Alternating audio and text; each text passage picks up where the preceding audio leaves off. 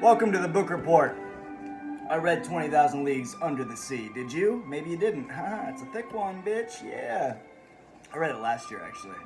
The whole year. It's the only book I read last year. The whole fucking year. Like 2 pages a day, baby. Pretty good shit. Jules Verne. This guy puts out the hits. He's got Around the World in 80 Days, Journey to the Center of the Earth. You know, some good shit. French guy. It's on a boat. Every goddamn book back then was on a boat. That was the superhero shit of books back then. It was boats and islands. Anyways, this shit's great. So, written in 1870. The time setting is like 1866. And there's a monster in the sea, baby. There's a fucking monster taking ships down, fucking shit up. No one can spot it. No one can fucking get their hands on it. They're like, there's a monster out there. We need to take this out. So, these homies in New York get together and they're like, we need like an Armageddon group of fuckers. We need our Owen Wilson. We need Steve Buscemi. We need Bruce Willis. We need Ben Affleck. We need the fucking hits, okay? And so they get this badass scientist, Monsieur Aronon, who happens to be in New York at the time. Him and his homeboy, his ride or die guy named Concio, who's just basically Arnold's bitch. They come on the crew, and they also get this Canadian fucker. They call him the Canadian, the harpooner, Ned Land, you know? They get him on the team, too. So it's these 3 guys we're following. We got the scientist, his bitch, and Ned Land, the guy with the spear. Fucking fuck you up, motherfuckers! So they go on the ocean. They're like, let's kill this fucking monster. Let's kill it. And then this monster takes their shit out, knocks our 3 boys overboard. They land on the monster's back. This monster that they're on top of turns out to be the submarine called the Nautilus. The greatest motherfucking invention you've ever seen ever in your fucking life. It's never been invented, okay? It's like a submarine, and back then I think they had some submarines, but like nothing on this level. So a lot of the shit that this guy was writing was like ahead of its fucking time and pretty on point, some of it.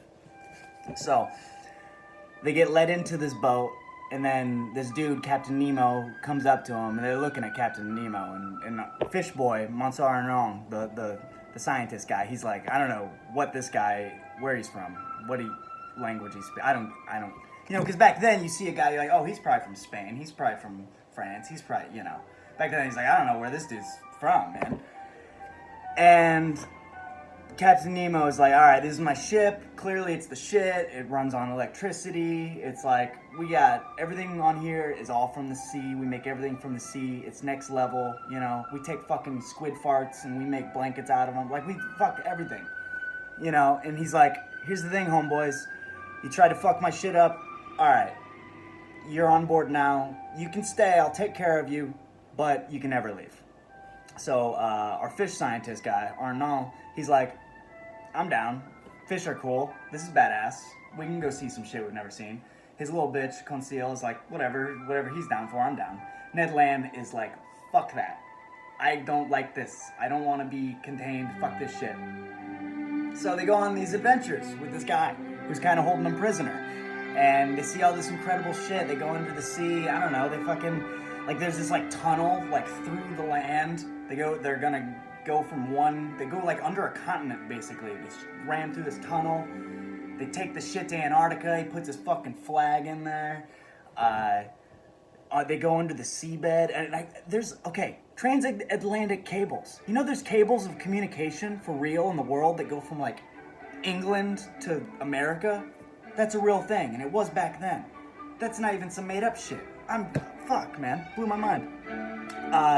They go to Atlantis, you know? Because everything in the sea, you gotta go to Atlantis at some point. You know, just like Godzilla. Godzilla, King of the Monsters, very underrated movie. I don't know why you guys gotta hate on it.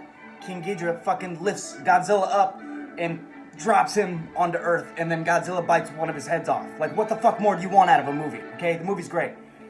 So they go to Atlantis. What else is that? Okay. Oh yeah, the guy's like, Monsieur no. He's like, hey, Captain Nemo, who's paying for all this? He's like, don't you worry about money. I got money. And he's like, where'd you get all the money from? He's like, don't you fucking worry about it. And they never tell you. It's just like mysterious. Where'd this guy come from? And the guy's just like brooding. He's very secretive about his life. And he's like, why are you doing this shit? And he's like, Captain Nemo's like, I don't like people. Fuck everyone. I tried fucking living in the world before. I'm not into it. They suck. I don't like any of the TV shows they like. We have totally different interests. And they're going on this shit. Ned Land wants to escape. Monsieur Aronnax is like, fine, I guess. I guess we should escape, even though this is the shit. There's like a war. There's some mysterious ship that is chasing them down. And he's like, yo, this is probably what Nemo is all pissed about. Who's this mysterious nation that's after him? They get attacked by fucking squids and shit. And then finally, the book ends like there's this big whirlpool going around. And it like fucks them all up. And Nemo's like pretty defeated at this point. He's really depressed because he's lost a crew member or two. And fucking Aronnax and Ned Land and Conseil, they're like, yo, let's bounce. The guy's all sad in his fucking cabin. Let's peace. And he goes and checks out Nemo, and Nemo's just on his fucking knees crying, staring at a picture of what you're thinking is his wife and kids. And he's like, oh, they must have got killed years ago. And he's just crying and be like, ah, God, what do you want from me? And then Monsieur Aronnax is like, wow, this guy is fucking got some issues, man. He's got some shit he's got to work out. They bounce. They wash up on some island. The Nautilus spins into oblivion. You know, now I'm lost in oblivion. And who knows what happens to it? I don't know. I'm pretty sure it pops up again in Journey to the Center of the Earth. That's why I read that. A little cameo appearance in another novel, a little tie-in. And that's pretty much the book. They land on the island, and you know, he's like, yo, that was crazy. I bet no one will ever believe us. But 20,000 Leagues Under the Sea. Give it a read.